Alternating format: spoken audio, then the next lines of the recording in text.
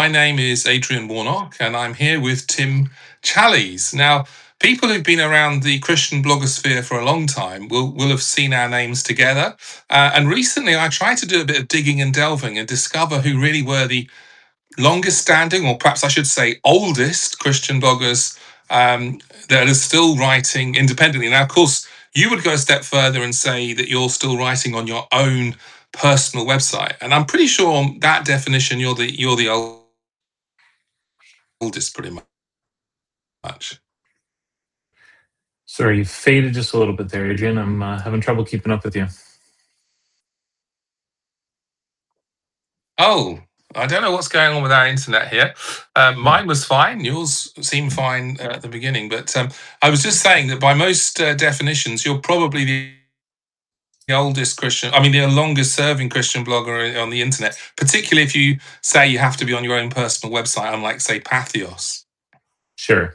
Yeah, no, I've been doing my own thing on my own site for a very long time now. So I'm not picky about who's been longest and exactly what that entails. But yeah, I've been at this for a long time, as have you. Well, in my case, it feels like it means more grey hairs than you. Well, maybe. You probably got a couple of years on me too. But yeah, I think I do. I think I do. So, but tell me something though, Tim. I do remember one thing about you because, of course, some of us, left to things like Patheos, and I still say that's independent because I don't have an editor telling me what I can and can't say particularly. Although I guess if I said something really outrageous, the site owners might have something to say. But you don't even have that filter at all. But you say that you were blogging continuously since 2003, and is it really true? That your blog hasn't missed a single day since then? It is, yep. Yeah, I made the commitment years But come ago that on, I would blog every day for a year, and yeah, I haven't missed a day since then. Now, I need to clarify that doesn't mean I write every day. It means something goes out every day.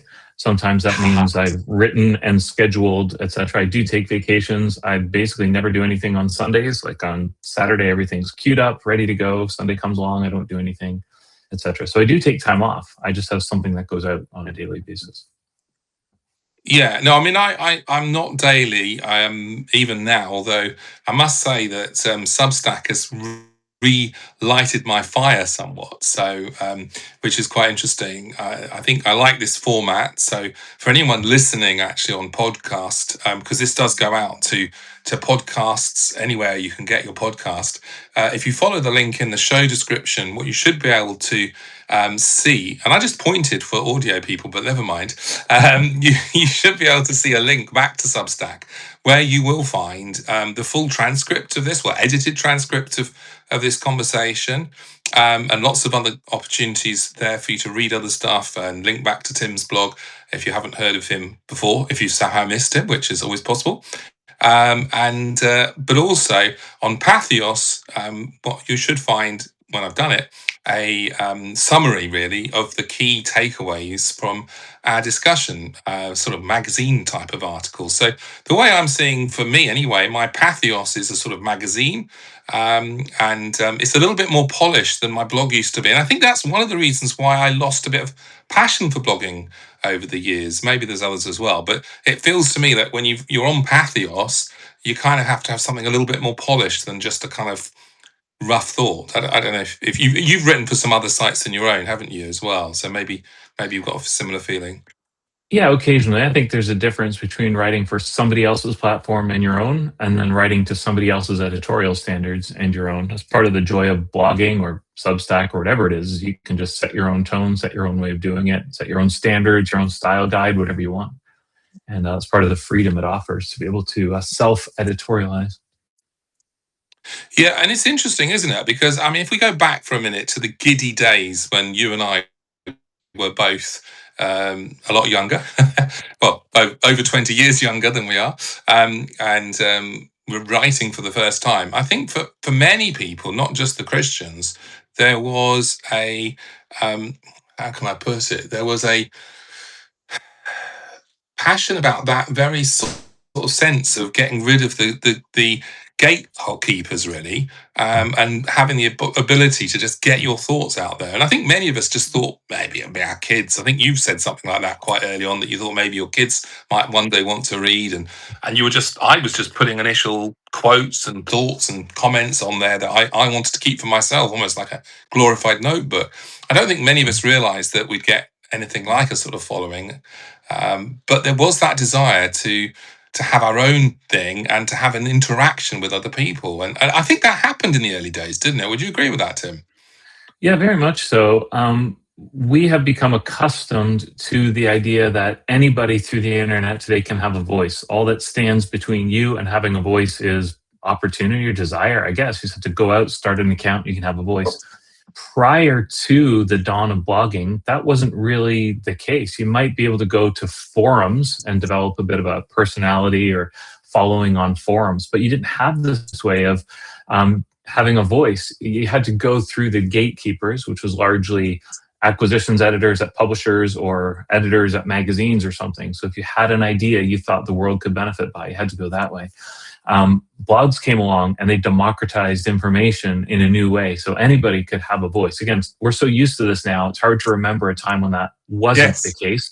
Just like it's hard to remember a time when you couldn't phone somebody and get a hold of them at any time, no matter where they are. They used to be bound by a phone line, a physical cable within a home. That's no Oh, longer we the are case. sounding like two old men, aren't we? But yes. Yeah, but that's the thing. In just 20 years, this has changed so substantially and so dramatically. And I think we can forget just what a change it was. And so I don't think most of us did blogging or started blogging because it removed the gatekeepers. It's not like we were, shaking our fists at the magazine Yeah. editors and saying, "Why you keep holding me down?" It's more just this technology came along, and all of us were just able to use it and explore it, enjoy it.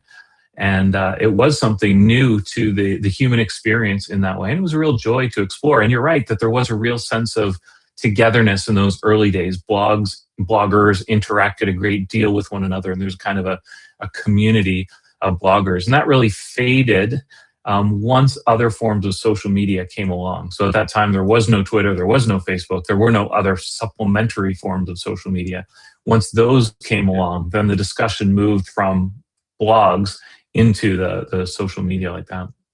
Yeah, and I think that that was a little bit of a mistake, because I remember in the early days that you and I and me and, for example, Jolly Blogger, I don't know if you remember him, and a few other Yep. people like that, there was a genuine attempt to sort of engage with each other through the blogs. I mean, you still do press links to things that you've read that you like, called your a la carte.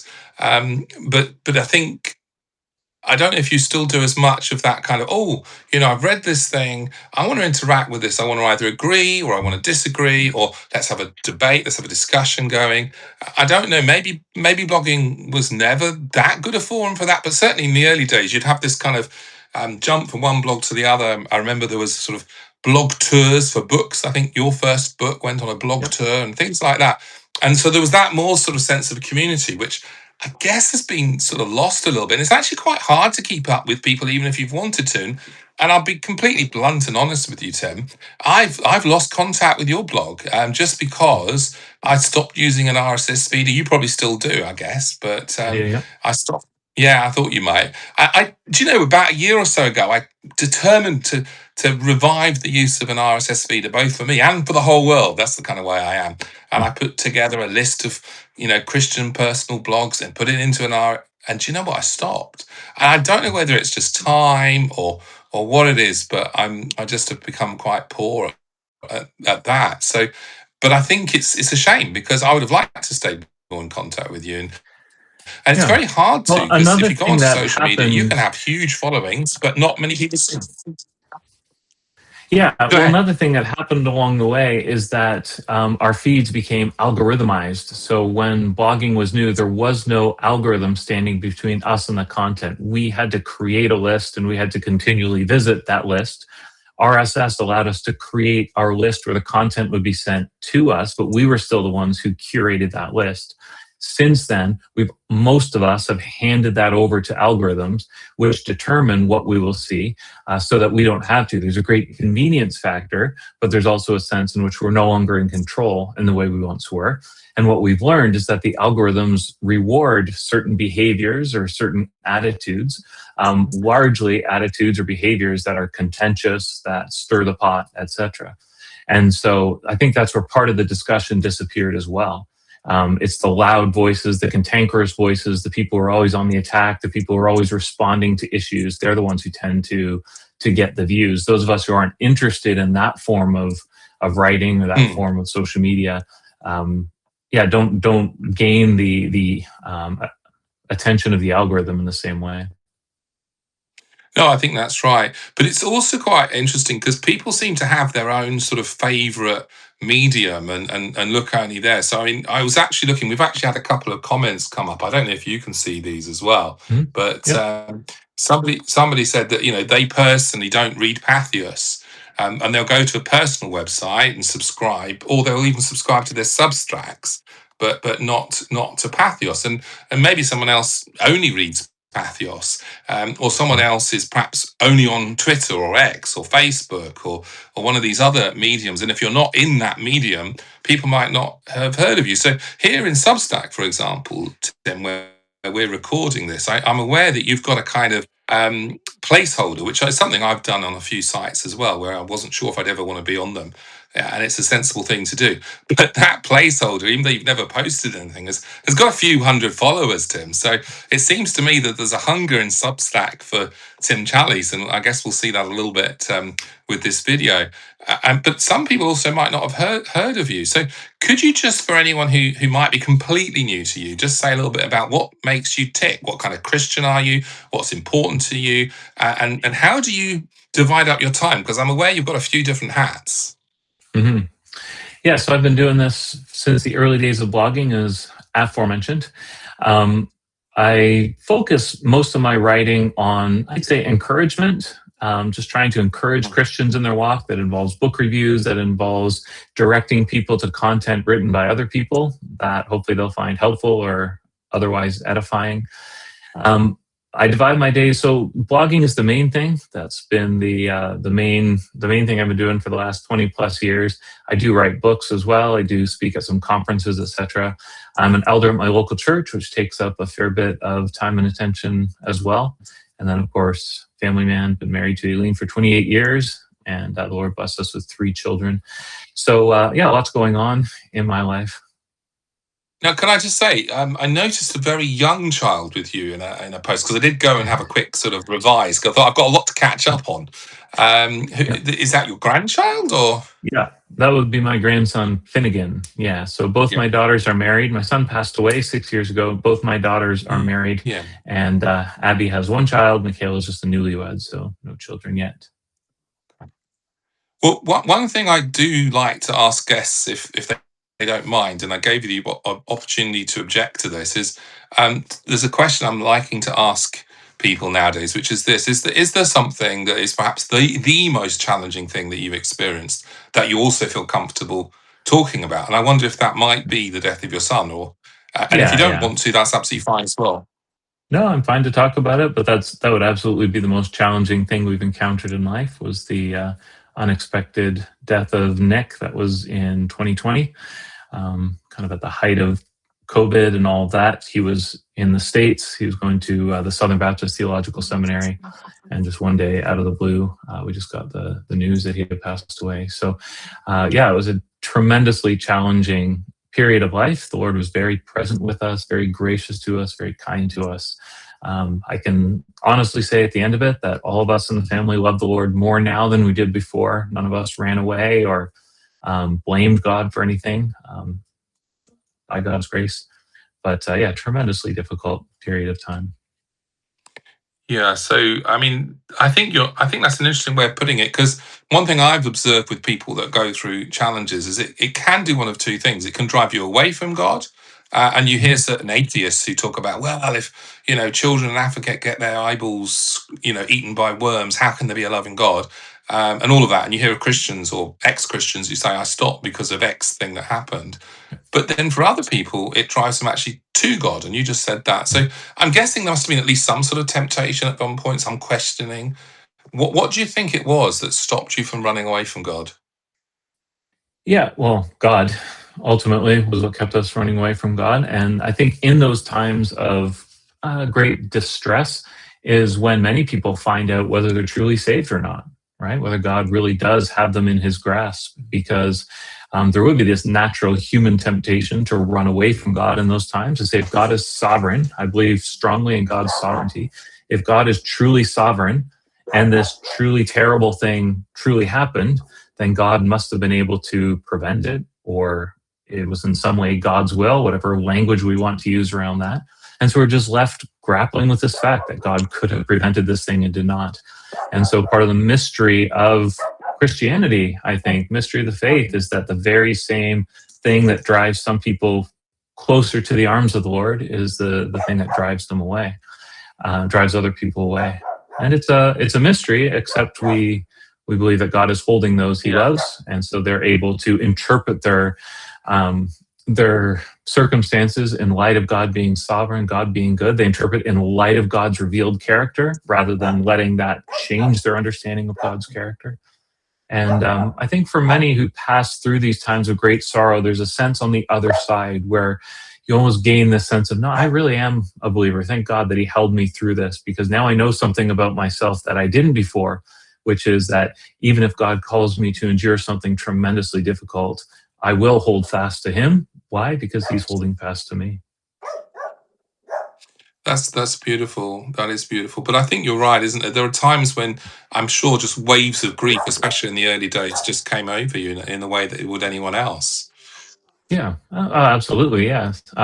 So uh, Christians cry, and Christians ought to cry, because what we experience in life truly is grievous. The fact that God ordained it, or the fact that God is sovereign over it, or the fact that my son is with the Lord, these are all true. These are all beautiful truths to hold on to, but none of them take away from the genuine sorrow of death, the parting of a loved one, and just the stark reminder that this world is so badly broken, that the same force, the same evil that caused the death of my son ultimately, or brought death into this world, is the one that causes those children overseas to suffer and die, and causes people here to suffer appalling tragedies, etc. And so we weep because of the sorrow of it. We also just weep because of the sheer brokenness of this world. So Christians aren't stoics. We're not expected to be stoics. We ought to weep because these things are genuinely sorrowful. Yet I do think it's worth saying that amidst the weeping, I don't think any of us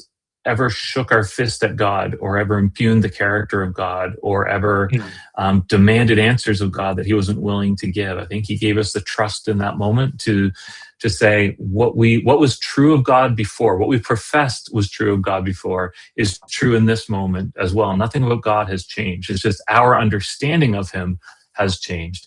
Before, we knew that God could do anything He wants to do in our lives. Now we realize He actually will do anything He wants to do in our lives, because for some reason He deems it best. He deems it part of His will. And who are we to fight the will of God, or to say that we could do better? Yeah, and it's interesting though, isn't it? Because different people's experience will be different, and I'm sure there'll be some people going, "Hey, how come you were able to not have those impulses?" But I've noticed that some people's natural tendency is to be angry against God. Some Mhm. people's natural tendency in those moments is to ask themselves, "Am I even a Christian?" and sort of turn it more inwards. And I know that was kind of me when I was very sick, and I had to kind of go back to the gospel and ask myself, "Do I really believe this or not?" Is it me that's the problem? Other people just kind of get completely swallowed up in sorrow, or they lose their peace. And even the Puritans often used to talk about the dark night of the soul, that sometimes at those very moments when we most need God, it can feel like He's a million miles away from us. And so I guess each person's experience is very different, isn't it? Yeah, yeah. The Puritans would speak about God's desertions at time too, right? Where they would go through something tremendously difficult, or maybe not, but just wouldn't have that felt sense of God's presence in their lives, like they were praying to brass heavens, that kind of thing. And I think we all have those experiences, or many of us have those experiences from time to time. And I do think you're right that when something really difficult befalls us, it is right to ask in some way, could this be God's divine chastisement? Because the scripture does tell us that God will at times engage in our lives in such a way that if we're straying from Him, He can use His fatherly hand of discipline to steer us back. I'm not convinced that would involve taking the life of a child. I know that's sort of what happened to David, No. but an adult child who is independent, etc. I don't know that God would do that. I don't know that I see evidence of that. Possibly, Yeah. but certainly with illness and other things, it's wise to ask that. Am I doing something? Am I living in such a way? Am I despising? Am I falling into sin in such a way that God may be in His fatherly love reaching out to me to interrupt me and steer my course back to Him? And I think many times we can come away and say, no, I don't think that is the case. We can bring our elders or our pastors alongside and say, Mm. pray with me, help me understand this. Let's go to the Lord in this together and ask God, please make it clear if that's the case. But I think we can come through that and say, no, I don't think this is the case. And therefore, God's up to something else in this. He might simply be weakening me as He did the Apostle Paul, or He might just be stopping me from some future endeavor that would be to my harm or something. But we can entrust all this to our good and kind God. Mm. Well, one thing I just want to come back to a little bit that you said earlier, which I think is quite important, is this idea that it's kind of okay to weep. I mean, after all, Jesus wept when his friend was in the tomb, even though he knew he was about to raise him from the dead. So that's quite Mm. a powerful verse. I don't know if that's a verse that's meant a lot to you as well, because it certainly meant a lot to me really over the decades. Yeah, there's many proofs in Scripture that Jesus was truly man, but I think that's one of the profoundest, that Jesus wept. And I think Jesus was weeping at the sorrow of His friend dying, but I'm sure He was weeping at more than that. He was weeping at the fact of death. He was weeping at the very fact Mm, that His friend would have to die, etc. He was weeping at the unbelief of people, and so on. So mm, yeah, Jesus certainly modeled weeping. But what Jesus never did was shook His fist at the heavens and, as I said before, impugned God, or in any way oh, suggested that the Father's motives were less than yes. perfect. And so I think we need to be very careful as well to show that kind of restraint. Jesus might say, if possible, let this be taken from me, something along those lines. But He never said, how dare you, or why would you? And I think we too Mm, may ask God, why would you do this? But not in such a way that we're saying, I could do better, or my way I would have mm. brought more justice to this. Yeah, yeah. I think it's interesting though, isn't it? Because you're right. There's that sense in which even Jesus himself is going, look, the world is not how it should be. I think sometimes when people hear this idea of the sovereignty of God, they can kind of twist it a little bit in their mind and think that means that God is somehow taking pleasure in seeing us suffer, and actually sort of rubbing His fists and saying, oh, rubbing His hands together and going, oh, what trouble can I send again? As though that's His ultimate best for us. And of course it isn't. His ultimate best for your son was that he would live forever. And of course, we believe he is now, Mhm. but it certainly didn't involve death originally. Yeah. Yeah. But we can truly believe that in this world, the way it is, God is always acting in such a way that will bring Him the greatest glory. Again, we may not see in our circumstances how this is so, but that's why faith is so important. We don't just express faith once in life, so we're saved, and then go living in doubt or living in such a way that we don't really trust God. We have faith in God moment by moment and act of providence by act of providence, to simply say, I don't see how you could be glorified in this. I don't see how this could be better than the plan I had mapped out in my life, where my son would live longer than I would. But we can entrust that to God. And we have the ultimate proof of that in the cross of Jesus Christ, right? Where something that looked so unfathomably tragic, in the sense, what good could ever come from that? And yet it brought about the greatest of all goods. And all that was whatever God's hand and God's plan had predestined would take place. And so God had planned out something that used the greatest of all evils to accomplish the greatest of all goods. And so, of course, we can look at our lives and say, well, what happened to me is not so tragic as the death of the perfect, sinless Son of God. Therefore, if God can use that to bring about the greatest of all goods, and surely in some ways I can trust Him with this and see what He will bring of it. whether I see that in this life or only in when God makes all things plain. That's beautiful, and I like that kind of sense of hope. And but it's interesting, isn't it? Because I know, and I don't know if this is as much of an issue in Canada or the US as it is here in the UK. But there are certainly some Christians that struggle with this idea that we're allowed to grieve. And it's funny because somebody who joined said that they'd seen us first when we were both blogging about the launch of the ESV. So that's really going back some, isn't it? But Yeah. one verse in the ESV, and actually in almost every other modern translation that I would want to change, is that one that says, that you may not grieve as others do who have no hope. Now, I studied that verse.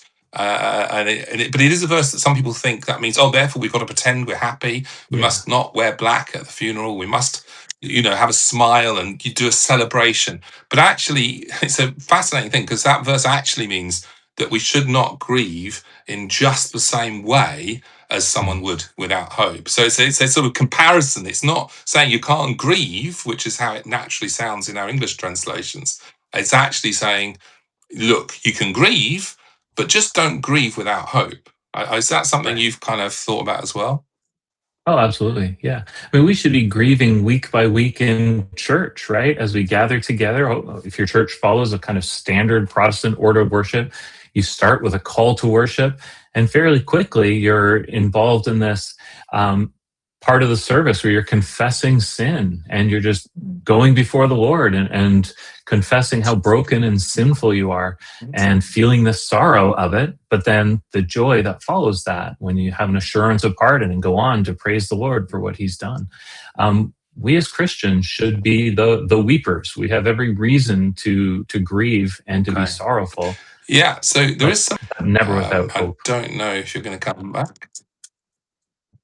Yeah, beautiful. I hope we didn't end up talking on top of each other. I think it was a slight delay for a minute. But I love that we grieve, but not without hope. And I think that's so Mhm. crucial. I mean, Paul himself talked about, didn't he, about a friend of his that nearly died. And then when he didn't die, he said, I was spared sorrow upon sorrow. So, Mhm. if it was good enough for Paul, it's good enough for Jesus, then it's good enough for anyone watching this who's feeling guilty about weeping or grieving about something. And for me Yeah. personally, nobody died, but I was sick and there was lots of problems around that was sort of related to that. And I spent many a night just weeping into my pillow, unable to stop crying. So that's the reality sometimes for us. Mhm. And I think sometimes people think real men don't cry. Well, here's two that do. Mhm. And of course, Yep. Jesus. That's like we're in good company there, I think, Tim.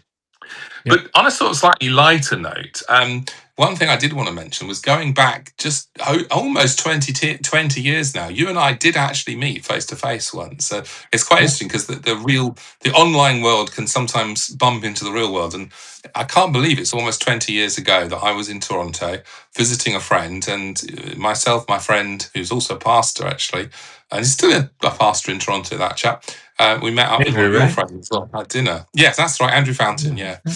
Yeah. Yeah. But yeah, it was a lovely dinner. But you know, I just have one small bone to pick with you. You see, I came to your country and we had dinner, but I have Yeah. now got proof, unless there's some AI fakery going on, because you did a documentary that included visiting the England to talk about church history in England, and you didn't look me up.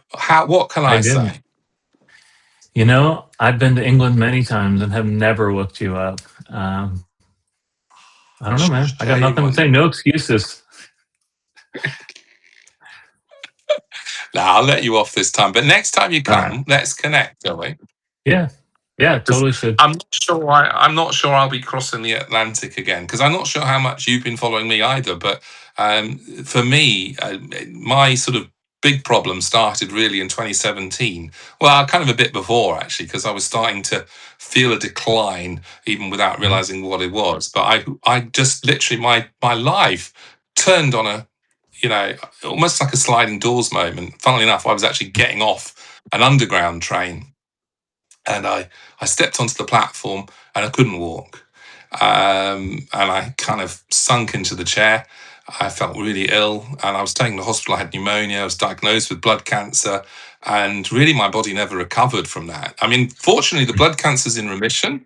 And actually, the last few months, my health has been better than it's been for a long time. But even now, I'm still struggling with some of the effects of both that initial infection, which seems to damage me, the actual blood cancer itself, which does also damage you, and the treatment of it. I have to have chemo, but praise the Lord, I'm still living.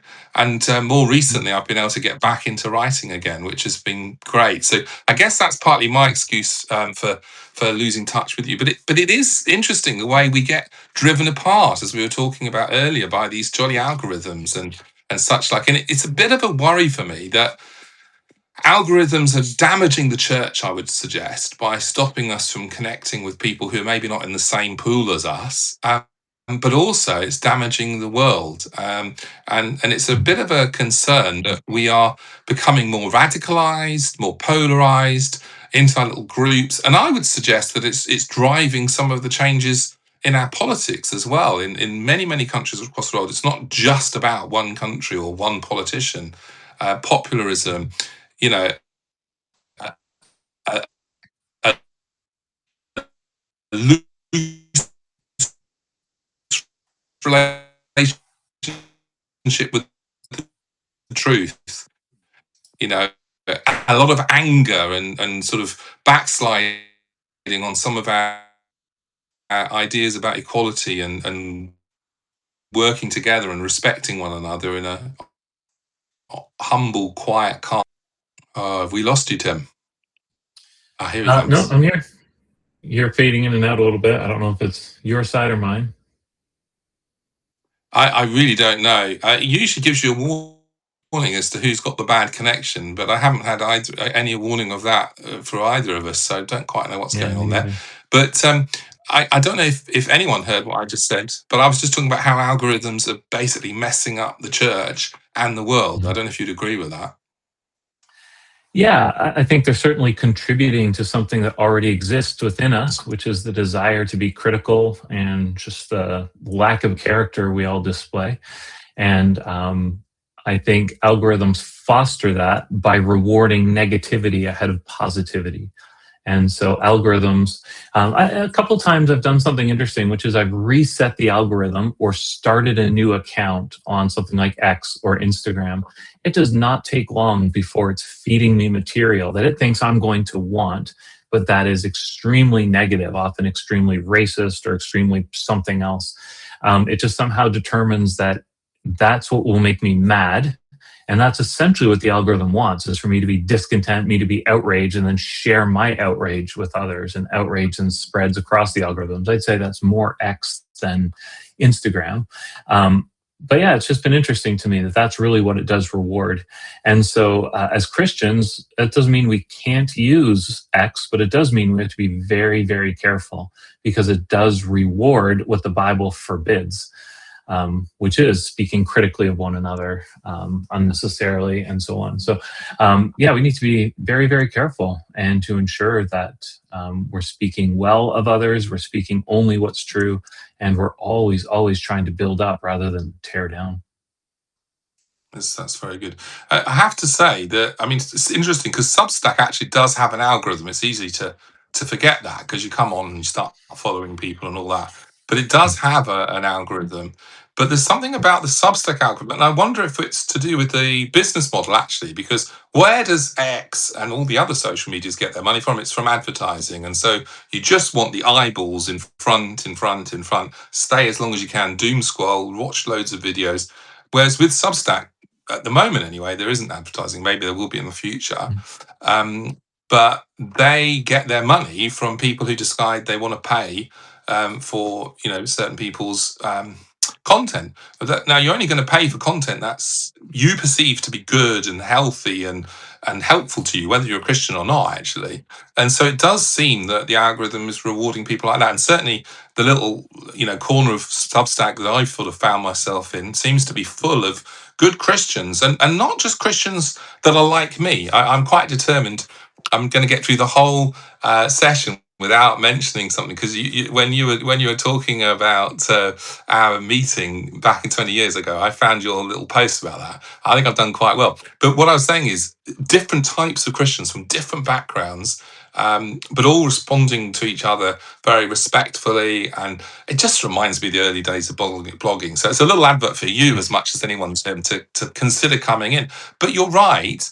We have to take responsibility because ultimately we are the ones feeding the algorithms. I mean, not we Mm. individually, but we collectively. And if Christians would find good quality content, like it, if, for example, your blog doesn't ever come over here, there's no reason why someone can't find a good post on your blog and link to it on here and like Yeah. it on here and comment about it on here and comment on each other's and be giving. And I think whatever your platform that you're on, to actually share other people's content so that other people can find it is actually probably one of the kindest things that a Christian can do, not just to the author of that stuff, but to the readers. Yeah. So I think Substack is an interesting model and so far a good one, but I think I will not join it. And I can give you a couple of reasons. One, I've already built a big collection of work elsewhere, and it would not do well to move it all. Second, I've never once in my entire life Googled something and found Substack as a search result. Third, Interesting. I think all apps eventually go the way that Cory Doctorow describes in a book whose title I could not say on here because it has a bad word in it. But he tells how all of these apps at some point make the leap where they start to erode it in such a way that you come to, it's like Facebook, you hate it, but you're stuck with it. Or X, you hate it, but Mm. it's the only app that does one thing well. And I think Substack is starting to head there by already integrating an algorithm where before they didn't have one. And Samuel James, who has a Substack at Digital Liturgies, I just wrote about this yesterday and about how he's starting to see Substack change. So I'm totally fine with Substack. I've got no beef with it. I just think No. and those who use it, I think it does some things really well, specifically sending everything out by email. You remember when Yeah. blogs were relatively new, people didn't want emails anymore because we're getting so much spam. It was just one more email in a flooded inbox. But then once everything became algorithmized, people wanted emails again because then they could be more particular over what they subscribe to and step out of the algorithm. So that I think was Substack's moment and something it added that was unique and uniquely helpful. I just don't know what the future of it is. Well, we'll see, I guess. But what about your blog? Is that available on an email subscription model? Yep. Yeah. Okay, that's good. Maybe One I'll thing I've sign up. never done, Sorry. there you go. One thing I've never done is put a paywall between my content and the people. And so there are some who can, through Patreon, another platform, they can voluntarily support it. But I've never wanted to put any of the content behind a paywall. That's just been a decision I made. I haven't needed to, et cetera. I haven't needed to monetize it to the degree where I've had to keep the best content behind. But I think there's a negative to that as well, which is your best content is unavailable to the greatest number of people. And people tend not to share content that's paywalled. And Yeah. so that's almost a double negative now, where not only are many people not reading it, but also many people aren't sharing it. And by definition, it's your best stuff. It seems to me there's probably a better model out there. But I also acknowledge I've been at this a very long time, and as an early adopter, sort of had this core of readership that is easy to take for granted. And know if I was starting over, I couldn't do it in quite the same way. No, maybe not. You're sort of anticipating a thought that I've been having about my own sort of situation here on Substack, and I'll just say it now. This will never be behind a paywall. But I think the idea of offering people the ability to provide support financially, because there are costs involved. I mean, Yeah. writing requires equipment, requires time, requires books. In my case, requires an ever-growing Logos Bible software addiction, which I don't know if you're the same, but I just, oh dear, I've got way more Logos books than probably is healthy. But or that I can ever read.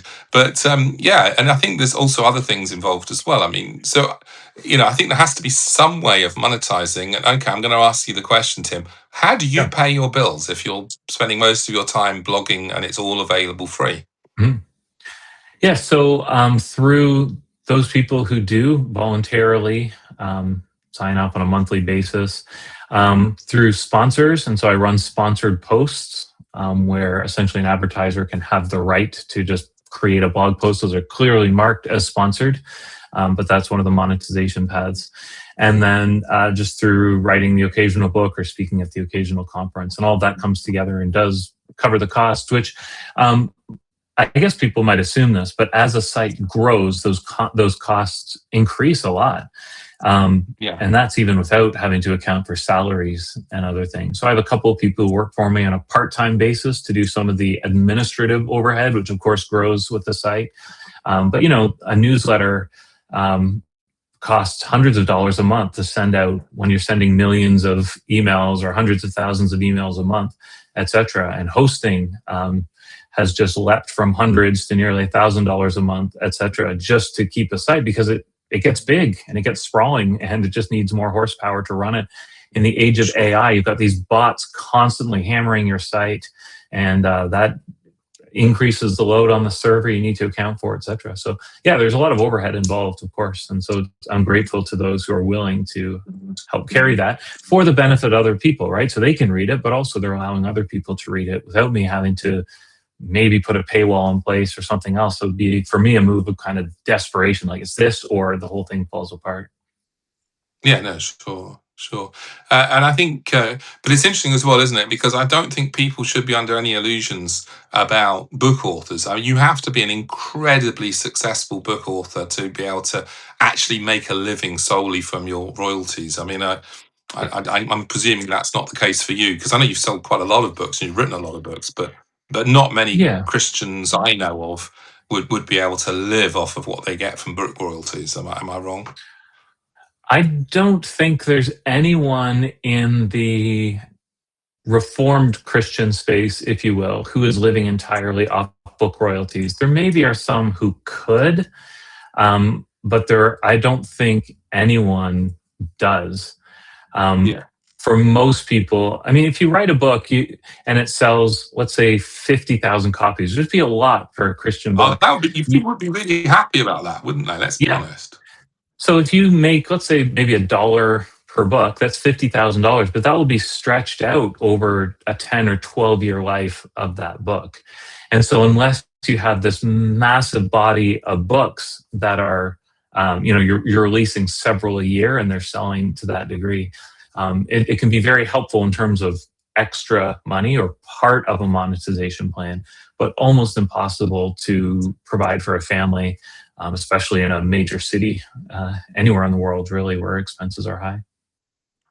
Yeah, I think it might be worth talking a little bit more about this, because one of the things I've noticed about Substack is it is a bit of a honey pot, if that's the right word, or beehive for people who are, well, let's say they are writers, because you don't have to have a published book to be a writer, but whose passion is published books. But I guess it's worth, disabusing people of the notion that it's likely that, their Substack subscriptions, if they do go down that way, and their book sales are likely to actually take over an income. So, but then I think a lot of people are not really in it for the money. I guess, you're not either. You need to pay you need to eat, but you want to write to get the message out. Am I wrong? Yeah, primarily, and it's become a vocation, and so there's had to be Yeah. monetization attached to it. But no, that's not why I do it.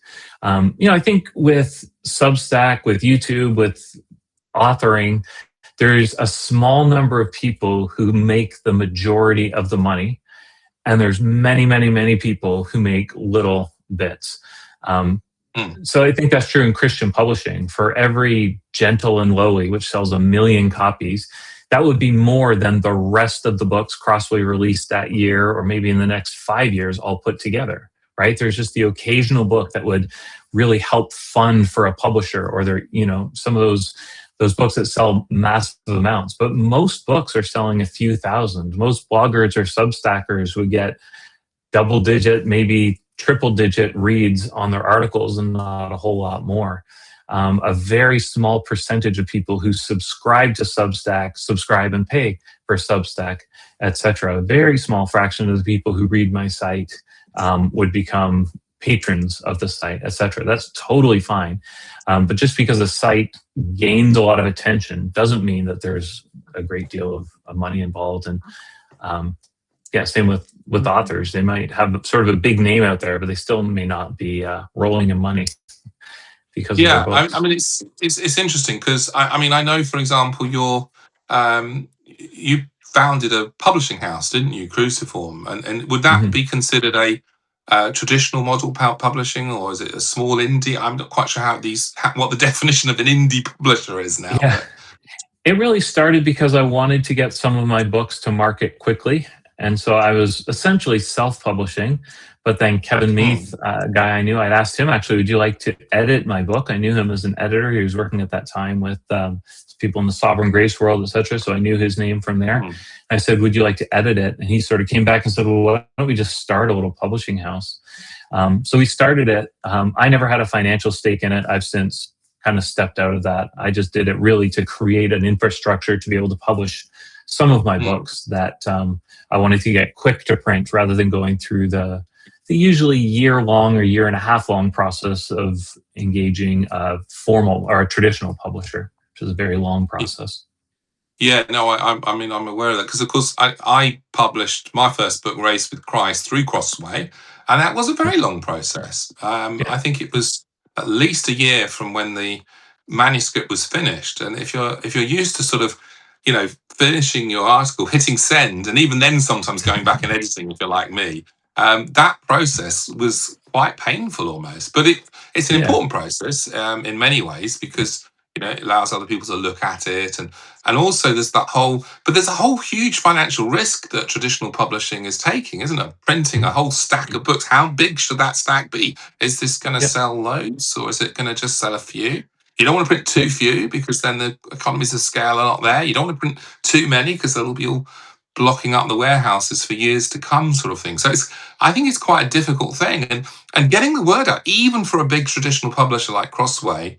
I guess they sometimes scratch their heads about why, as you mentioned it, Gentle and Lowly did so well, and yet the next book might not do so well. I mean, how that message gets out, I think some of it is still word of mouth, and some of it is about people being willing to write that review on Amazon or wherever else, or to just tell people, look, this is a great book, or to write. I think we underestimate the value of individuals in this, but it does sometimes feel like the process might be a bit broken. Am I wrong in thinking that? Yeah, I don't know that the process is broken necessarily. I think it's just very complicated. There's a kind of intangible. So I'm sure publishers have many books they put a lot of marketing dollars behind and just fizzled. There's been others where they put very little marketing dollars behind it and it absolutely exploded. Those are the vicissitudes of publishing. Publishers are generally pretty good at assessing risk and trying to measure how a book will do in the marketplace.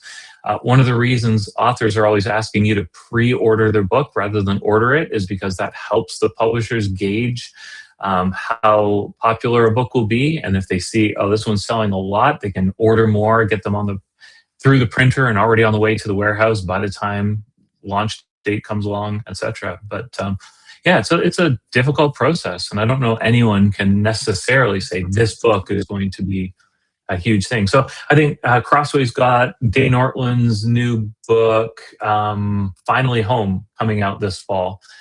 Book about heaven. I would imagine it's kind of seen as the natural successor to Gentle and Lowly or something. I would imagine for them that's a book they're putting a lot of attention toward, and rightly so.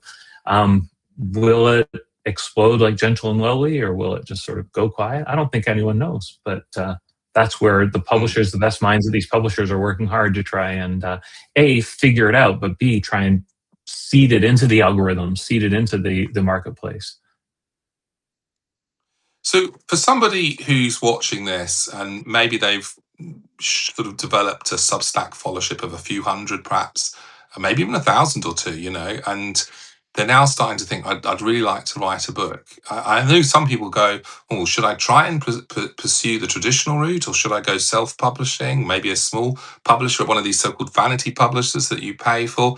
Have you got any thoughts for that, for someone who may never, even if they do go traditional publishing, may never actually write the next bestseller that I guess probably everyone dreams of? But what would your advice to someone like that, just wanting to sort of test the waters? In general, I would recommend going with a traditional publisher, or at least trying to, because even though there are things that annoy us as authors, A, the amount of time it takes, B, the fact that it always seems like another book gets more attention from the publisher than our own book, etc. They really do, the traditional publishers do add a tremendous amount of value in various ways. A, they have a pretty good assessment overall of whether that book will meet a need in the market, and B, whether there's another book like it coming out, or another book like it that just has come out. I've had my agent or authors say, or publishers say things like, basically, nobody would ever want to read that book, so no, we're not interested in it. I might disagree with that, but it's helpful to hear, right? I might have what I think is a good idea, and they say, no, it's not a good idea at all. I've got to trust them with that. They add a ton of value in terms of making the book more excellent, attaching a good book cover to it, making sure it's really a good artifact that's being sent out to the marketplace. So you can't discount that. It's very unlikely you as an individual will be able to create that kind of quality on your own, right from the typography to the cover to the writing to the editing, all of it. And so, yeah, I would Hmm. say if you can reach out to some of the publishers, here's my idea. It'll go into a slush pile. It'll take a long time. You may receive a negative feedback, but I would still recommend starting there.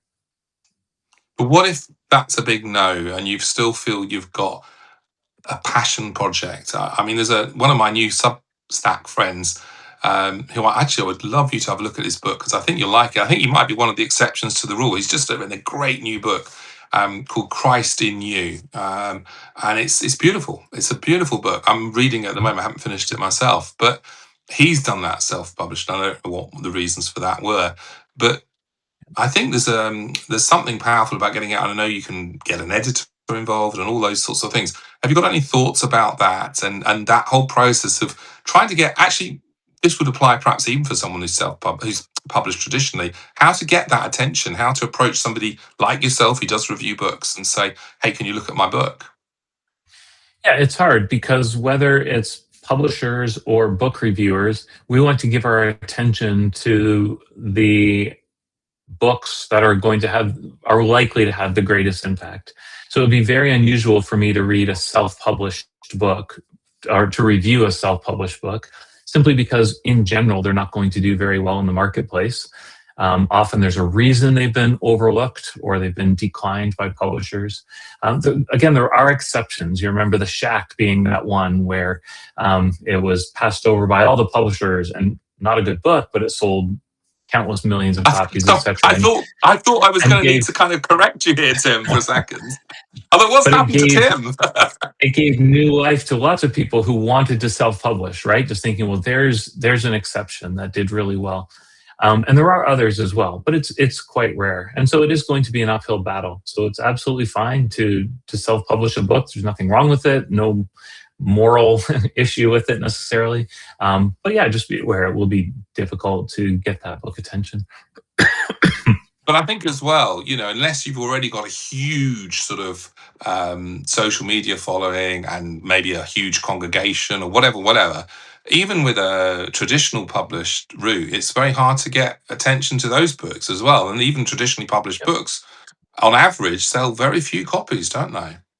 Yeah, they do. Yeah. I think the average Christian book would probably sell fewer than 10,000 copies over the course of its life. And that's where the gentle and lowies, to keep going back to that one, since you brought up Crossway, those books, I assume, float a lot of other books, right? The ESV Study Bible, other ones that create a lot of income. I think those allow a lot of other ministry, if you will, by providing funding that then they can lose or break even, taking Mm. risks on much smaller projects. Yeah, I guess there are some people probably watching this or reading this who are a bit uncomfortable about all this kind of marketplace talk, commercial talk about Christian material, and yet I guess that's the real world. And even if you're a self publisher, you still have to think about who's going to actually buy the book. And I guess Yeah, there is a school of thought that would say, well, I just want the people that God's directing to my book to find it. And and for me, I have found a great one of the reasons I've become quite passionate about Substack is, although I've had these relatively large followings on Twitter, on Facebook, on Pathos, I get a lot of readers there. I get very, very little feedback these days. Very, very little commentary, very, very little, very few emails and such like. And I don't know quite what it is. A lot of people are a little bit detached. Maybe they sort of think, oh, I can't write to a Patheos author. I don't know. But on Substack, I'm just one of however many new people on Substack, and I'm trying to play up the new boy thing here rather than the mhm, old long in the tooth guy. But what I'm finding is I'm making some new friends, and I'm interacting with people, and they're writing to me, and I'm kind of back engaging with a bit of back and forth, which I've always enjoyed, of course, the debating and yeah. things. And I guess there is a value in that, just saying, well, look, here I am, I'm writing this stuff. If God only wants me to write for 10 people, 20 people, 100 people, if God only wants my book to go out to a few people, well, I'll do it. But it's important to know what you're doing, I suppose, and not be under any illusions. Yeah, I want people to believe in their books enough that they don't just say, "Oh, I'm just going to put it out there and we'll see what happens." I think there's something to be said for, no, I really believe deeply in this book. I think it could be a blessing to people. I don't want to hear a pastor on Sunday who writes a sermon and says, "I don't really know." I want him to be passionate about it. I spent the week studying the word. I've been prayerful. I think this sermon can bless people. I want him to have that kind of confidence. The same is true of an author, rather than kind of possibly faux humility of just, we'll just put it out there. On the other hand, there's something odious about people who it's just clear they won't be content until they've made a name for themselves. So I think somewhere between those two extremes, we've got these authors who are saying, "No, I believe in this idea. I'm going to put this idea out there, and if it blesses some people, I'll be grateful for that." And really, I think it's like so much in life. We should be amazed that God lets anyone read our words, or that God brings us any readers at all, rather than lamenting that there's too few. I think, as has been said before, in the end accounting, we'll think however many readers we have is plenty enough, because the Lord holds us responsible for the impact we make on each and every one of them. No, I think that's absolutely right. And I guess it's a little bit like being a pastor, isn't it? There are some Mhm. people who are called to pastor a church that will never grow beyond 10 people. But if those 10 people hear the word of God faithfully, you care for them pastorally, you help them through these kind of difficult times that we were talking about earlier, and I think you'll get to heaven and God will go, well done, good and faithful servant. Now, Mhm. if there's things you're doing that are stopping your church from growing, well, maybe that's a whole different story. But do you see what I'm saying? I just think sometimes we all kind of want to be at the top, and maybe we shouldn't. I don't know. Yeah. Well, two things. The people at the top they're no more content than we are. So if my most recent book sold 10,000 copies or a million copies, selling a million would not make me any happier. I have to know that as a sort of theological fact. If I can't be content with what I've got, I won't be content with that either. Why? Because there will always be somebody a little bit farther out ahead. I'll just shift the goalposts, or I'll be afraid of the next person coming up and envy that person who's going to kick me off my throne. So there's no joy to be had in just more. That's just not the way. It's not the way humanity works. Yeah, and I think, what I will say about you, Tim, is that, throughout your career in blogging and book writing and all the rest of it, you have always wanted to sort of give a leg up to other people, whether that's through your daily a la carte, or whether that's through reviewing books and all the rest of it. And I think that's to be commended. And, maybe we don't all have the authorship of Tim Challies, but I think I've said this already, by all means, find a way to help other people. Not Don't see them as competitors, see them as people that we can learn from, people that can encourage each other, and people that can, lift each other up a bit at times. Yeah. Yeah. I think for all of us, we should be saying, if there's somebody else who could do this better, I'm willing to be pushed out, displaced. If there's somebody who can do it better, I'm wanting to be as faithful as I can be with what the Lord has entrusted to me. But if God sees fit to take it away and or give it to somebody else, I have to be content with that. The same God, we talked about this earlier, in these times of grief, if we're going to trust him with grief, we have to trust him with these things as well. It could be that you don't have more readers because you don't have the character to handle it. It might just be that if you got what you wanted, it would destroy you. There's all sorts of things that I look at. Some of the people who are on the, to me, look like they're on the top of the world, and I wonder how they handle that fame. I wonder, yeah, I Yeah. wonder what's going to happen to them long term. We've all seen many people who seem to have it all in this world and then crashed and burned. So the Lord might be protecting us from things, etc. So Yeah. we can really just live by confidence. It doesn't mean we don't have ambition. Doesn't mean we don't pursue, but it does mean we trust. We have faith that God knows best. Yeah, I think I can't remember the exact wording of this verse, but there's a verse which Paul talks about this something along the lines of the sphere that God had entrusted to me, and it reached even to you. And I think there's something about that yes, marketing plays a part and all the rest of it, but maybe we just need to trust in God a little bit to place us where we are. And if I'm here on Substack helping one individual, or I'm in my church counseling one person who's, I don't know, perhaps just had gone through a terrible situation. Actually, I get the feeling that's more important to God than the thousands. Maybe I'm wrong. Absolutely. Some of us have to contend with the fact that we are one talent or two talent, not five talent people, right? God says he distributes the talents to each one. And not all of us get the complete five, right? Some of us are given less. We're less able. We have less capacity, less ability. And that's totally fine. We trust God with that as well. I think when we're young, we all assume we've been given the complete package. And if just given opportunity, we can become truly great. But as time goes on and we get a more realistic assessment of ourselves, we realize, oh yeah, I just don't have that brain. I don't have that pen. I don't have that ability, and that's okay. I'm just going to be faithful with who God has made me to be.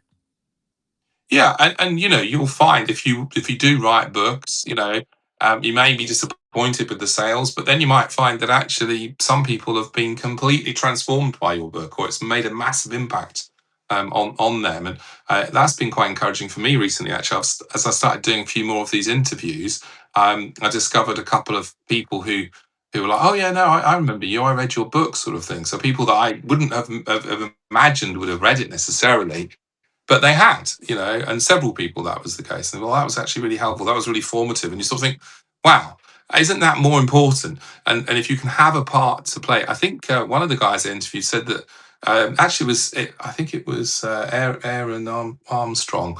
He said that someone had said to him once that, look, maybe you don't have thousands of people reading your blogs, but some of the influential people, you're influencing some of the influencers. And I think that's something we mustn't forget, that every single one of these people are human beings and they all need influences in their lives too. And, I just wonder, will the welcome in heaven for Billy Graham be as greater or less than the welcome for the guy that faithfully invited Billy Graham to an event that he then gave his life to the Lord in? And that without him, humanly speaking, obviously, I guess God could have found another way, but without him, that ministry wouldn't have happened. So it's kind of like, I think sometimes we need to remember that we all have a part to play. Absolutely. And I'm absolutely certain, or very close to absolutely certain, that the people who will be closest to the throne, if you will, to use that term we like to use, are people neither you nor I have ever heard of. People who were probably one talent people. God gave them very little, but they were absolutely, completely faithful with that. We look at the people who have been given a lot and done a lot with it, and praise God for them as well, of course. Yeah. But God doesn't grade that way. I don't think. I don't think that's how God sees us. He looks at what He's given us and how faithful we are with it in the sphere in which He placed us. He looks at completely, completely differently than we do. Yeah, I think that's such an important point. I think the danger with the internet is it makes us all think we're little mini celebrities. You've got your own paparazzi. You worry what photos people are going to put on Facebook of you. Hopefully nothing too embarrassing, but oh, they caught the wrong angle with that one. But actually, I don't think we matter as much as we sometimes think we do. But in another way, we do, because there are the loved ones that we matter most to. I guess maybe when God is assessing Tim Challies' life, his first questions won't necessarily be, you know, how many years did you manage to blog every day? How many books did you write? How many people read your books? It'll be, how are things at home with your family? How are things in the church? How are things with those things that perhaps people don't see that are important? And sometimes, you know, hurt and pain and challenges in those areas can make you realize they're a lot more important than we think they are. Yeah, I very much agree. Yeah. So Tim, just for the sort of budding Adrian and Tim, just starting out on Substack, enjoying the delight of finding new people and writing and sort of linking up with people, making friends, interacting. What would you say to them in closing? I would say just be faithful. Just press on for a while. I think most people expect great results with relatively little effort. I sometimes think about what was Tim Keller? Wasn't he in his well into his 40s or 50s before he wrote his first book? That's been the case for a lot of people. You got to plod for a very long time before you even know who you are, before your work can really make an impact. So I get emails from a lot of people who say, I want you to tell people about my blog. And they've written 7 articles and they write 3 more. And because they haven't changed the world or gotten a book contract, they just bail. And I understand it. But if you want to be a writer, I think you've got to prepare for it to be a long march of creating good content. Make sure you're writing for yourself first, in the sense that I'm not just preaching to other people. I'm trying to see my own life transformed by the word here. And I'm not writing in a condescending way. Here's what you need to make your life better. I'm writing from my own experience, or here's what I need to hear. And just try and serve people through the written word.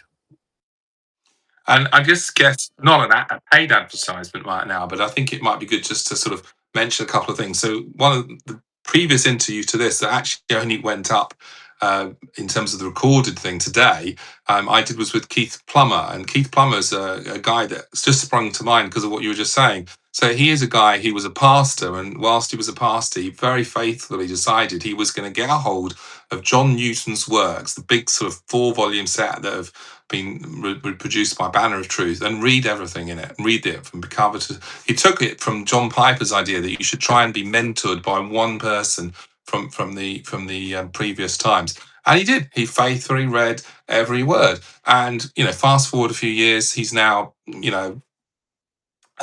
professor somewhere, I think it is. Well, maybe that's not the right title, but he certainly works in a theological seminary, has some impact there. And you sort of think, yeah, this is sometimes it's those small little things. And I think it was C.S. Lewis said, if you want to write, make sure you read a lot as well. And I think I would add to that review. There's probably one of the most important things that you, and I think I did this more in the early days than I have done now, though I'm starting to do it again, is reviewing other people's books. Because A, that means you've got to read the jolly thing, and hopefully it will help you. And B, that helps you to think, well, what did I like about this book? What didn't I like? And you don't necessarily have to say everything you didn't like, but it helps you to think, well, to develop your skill, if you like. Yeah, all of us exist within a context. The context of most of us in this theological world we inhabit is pretty clear. So I think reading those books, engaging with those ideas is important, and also just a good way of being part of something bigger than yourself, entering into existing conversations, whether they're 400-year-old conversations that haven't yet been solved, or things that are much newer based on just contemporary issues. Yeah, so I mentioned Keith Plummer there and John Newton as being very sort of current in my life, because I'm very big into updating John Newton into modern English a lot at the moment. But what's big in your life at the moment? What have you just written in timchallies.com, or sorry, challies.com, or what is coming up?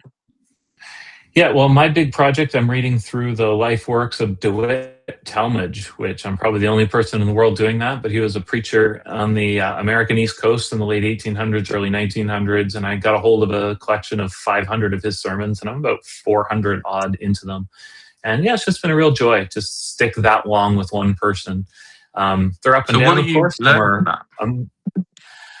Uh, Yeah, I've learned a lot. I found that the way he preached or the way he spoke and wrote was very attractive to me. There's some others I read, J.R. Miller and Theodore Kyler and others from that same time period. I just really like the way they write.